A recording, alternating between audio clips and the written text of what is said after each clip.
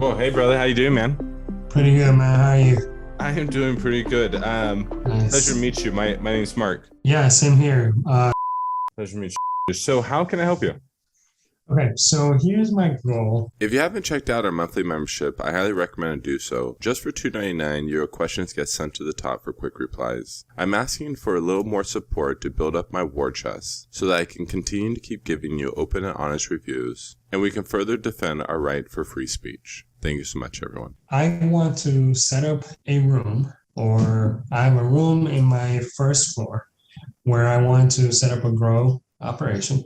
It is right now for personal consumption. That said, I do have an LLC here in the state of Texas registered to be able to grow industrial for commercial purposes.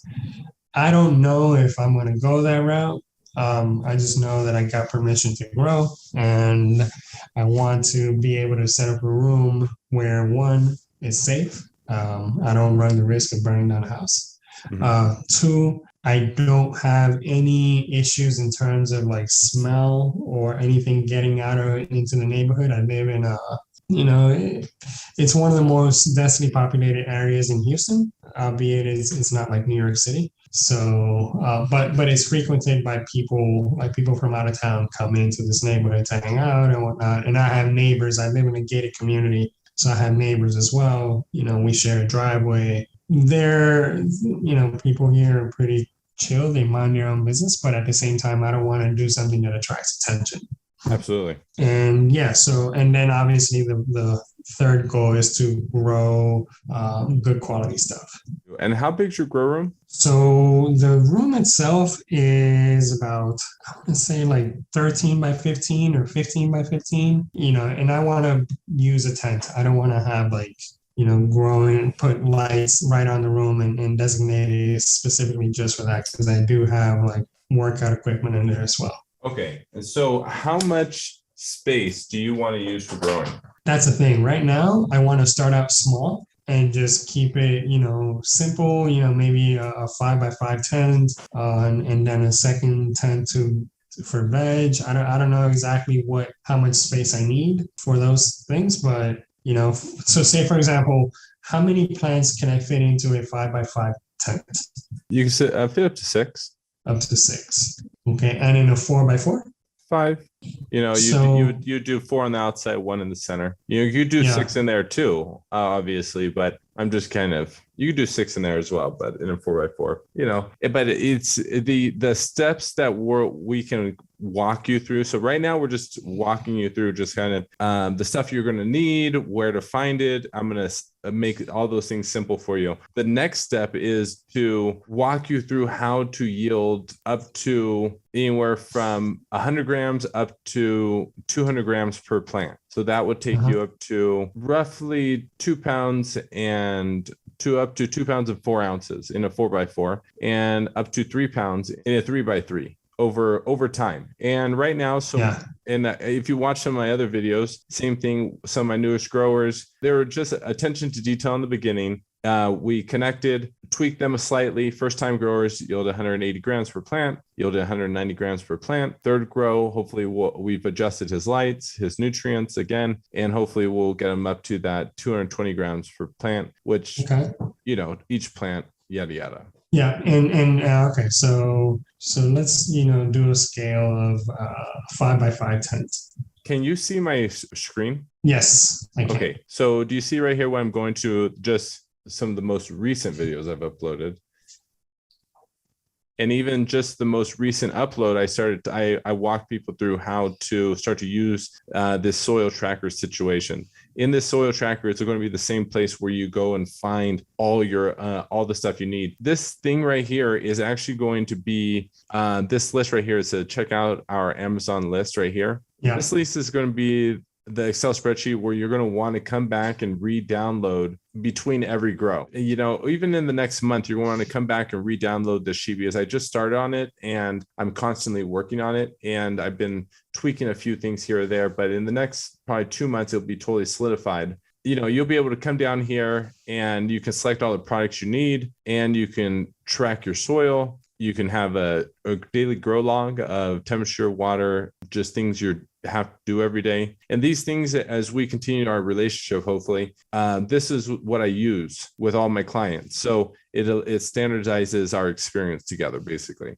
Okay. And then you have the curing inventory. So as you harvest, you're monitoring your curing experience. And then if problems arise, we have a quick fill out checklist. So this first one, in the very bottom, you'll see it says a small tent grow setup. Do you see that right here? Yes. And then you have the commercial amendment side right here, right? Yep.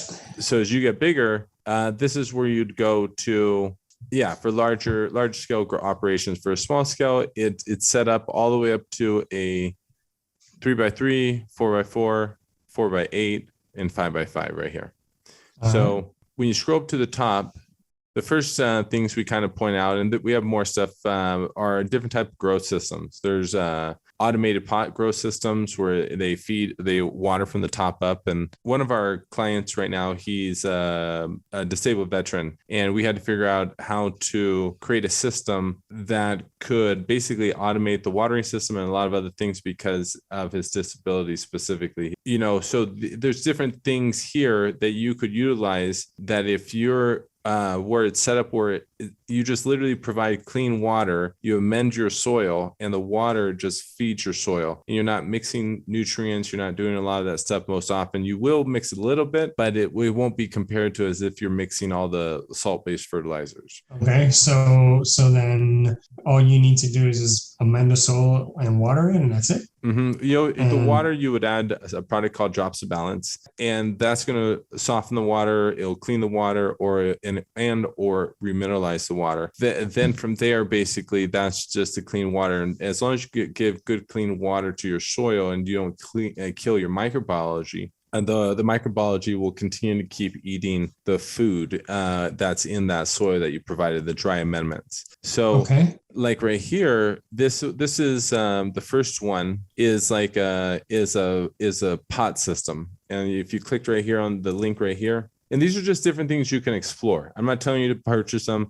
I'm just saying, trying to make it a more easier, user-friendly experience to finding things that could simplify your life if you want to purchase them. Yeah. And you see right here, there's a water reservoir. There's some pot systems, and it just waters the pot, and there's some of them you might like, some of you might not. You don't need this thing, right? All you need is a pot, you need some soil, and you need the discipline to watering it every day. And you need to learn, and I hate to use the word need. Okay. So it's encouraged to, over time, to increase your yields, you're going to want to water right before the lights turn on versus right before the lights turn off. And why is that? That's because of humidity spiking, and humidity causes powdery mildew, and it causes other issues. And these types of technical things, you don't have to worry about immediately right here at this second, because once again, you can either go back and, like, I have so many videos on YouTube. If you just typed in watering, I have like 8 or 9 videos that talk about thought processes around watering. Right. So you can get all that free information on YouTube, or once again, you could go back and be like, okay, Mark, what other growing coach services do you have? And I'll be like, okay, check out this one. And that'll be more one-on-one, or I even have a group experience where you can text the group and they're pretty good at replying back. And So with regards to this system here, and in terms of the humidity, how do I know, what size pots to get? And, like, it looks like this all stays in the tent, and I guess you basically end up using 4 pots, so you're limited to 4 pots. So the way how I'm going to encourage you to go down initially is using microbiology. It's really, if you're not taught the synthetic way initially, you're going to, I show you this and you're like, wow, this is just so easy. And the thing about microbiology, the main thing really is making the soil pots large enough so that when you add all those amendments in, they don't run out before the end of the grow. And if they do, you just have to be aware of how to track the plant deficiencies or toxicities so that you add the proper amendments as they go from veg into early flowering, mid flowering, and late flowering. Okay. So right here, I'm showing you this pot. The reason why I like these is because they're 6.6 gallon pots.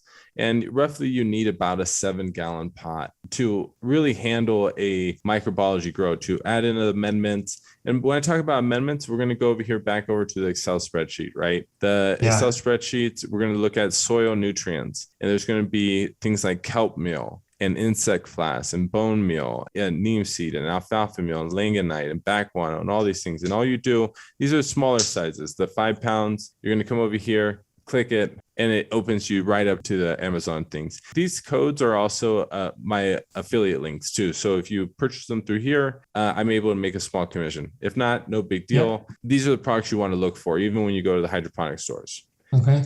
And would I need each one of those? No, you will not need each one of these. Initially, what you're going to be looking for is you're going to want the kelp, you're going to want the insect flask, you're going to want the bone meal, the neem seed, the alfalfa meal, the langonite. You're going to want some clean soil. And when I say clean soil, I'm not talking about just pesticides, fungicides, and bugs and stuff. I'm talking about clean soil, even free from salt-based fertilizers, like products like Ocean Forest. They have fertilizer in them. You want a clean soil so that you can add the amendments in, cook your soil a week or two prior to planting your plants, and then plant your plants into them after the soil and the microbiology has kind of taken time to break down. In addition to this, you're also going to want this product, Drops of Balance, real grower recharge. And you might also want to think about a little bit of biochar, because what's going to happen is you're going to keep reusing your soil. So you want to put amendments in there that are going to help keep your humic layer together. Basically, your microbiology is going to have a place to live, so that every single time between grows, when you dump your pot and then refill it back up, your microbiology is going to be living in the pores of the biochar, and it's going to be able to reflourish really quickly again. And because every time you disturb your soil, you're going to end up washing out your trace minerals and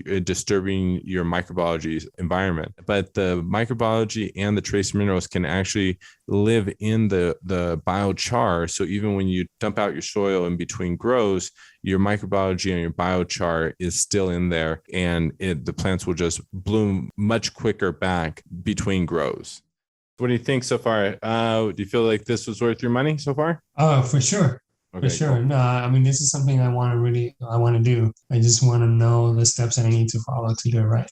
And okay, so, all right, I'm going to get started with this, try to figure out what to do with my other lights, order some of the equipment, and then, obviously I will have to reach out to you, and I know for sure. So for that, I'll do the VIP stuff, and then we can take it from there. Over time, the nitrogen, phosphorus, potassium, these are going to be linked to videos and like pictures. So if you weren't sure what it was and you think it might be something, you click here, it'll pop open into a video breaking it down for you.